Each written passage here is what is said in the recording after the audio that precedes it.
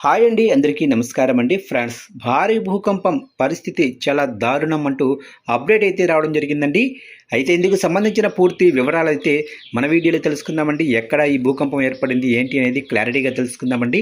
Video మాత్రం పూర్తి వరకు చూడండి ఫ్రెండ్స్, అప్పుడే మనకి పూర్తి సమాచారం అయితే తెలుస్తుంది. లేట్ చేయకుండా టాపిక్లోకి వెళ్ళిపోదాము. ఇక మహారాష్ట్ర హింగోలి జిల్లా మరఠ్వాడా ప్రాంతంలో శనివారం ఉదయం భూకంపం సంభవించింది. ఈ భూకంపం తీవ్రత రిక్టర్ స్కేలుపై 4.7 తీవ్రత నమోదైంది. హింగోలి జిల్లాలోని కొన్ని ప్రాంతాలతో పాటు పొరుగున ఉన్న నాందేడ్, పర్భణి జిల్లాల్లో కొన్ని ప్రాంతాల్లో కూడా భూప్రకంపనలు సంభవించాయని అధికారులు తెలిపారు. అయితే ఇప్పటి వరకు ఎలాంటి ప్రాణ నష్టానికి సంబంధించిన సమాచారం అయితే అందలేదని అధికారులు తెలిపారు. ఈ ఘటనపై హింగోలి కలెక్టర్ రాహుల్ గుప్తా మీడియాతో మాట్లాడుతూ, పాగ్రా షిండే గ్రామంలోని కొన్ని ఇళ్లకు, కమ్యూనిటీ హాల్స్కు భూప్రకంపనల వల్ల పగుళ్లు ఏర్పడ్డాయని, అలాగనే నష్టాన్ని కూడా అంచనా వేయటానికి మా బృందాలు సంఘటనా స్థలానికి బయలుదేరాయని అన్నారు.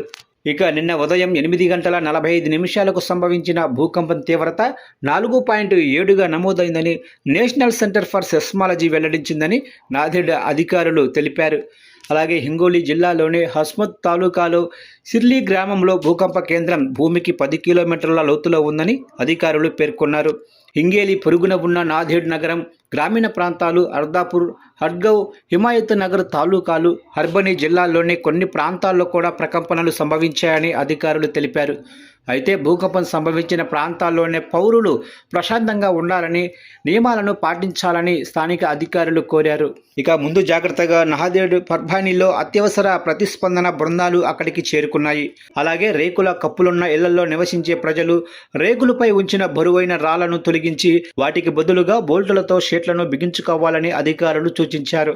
భూప్రకంపనలు సంభవించిన లేదా అసాధారణ శబ్దాలు వినిపించిన వెంటనే బహిరంగ ప్రదేశాలకు వెళ్లి అత్యవసర హెల్ప్ లైన్కు ఫోన్ చేసి పరిపాలనా యంత్రాంగానికి తెలియచేయాలని నాందేడ్ జిల్లా యంత్రాంగం ప్రజలకు సూచించింది.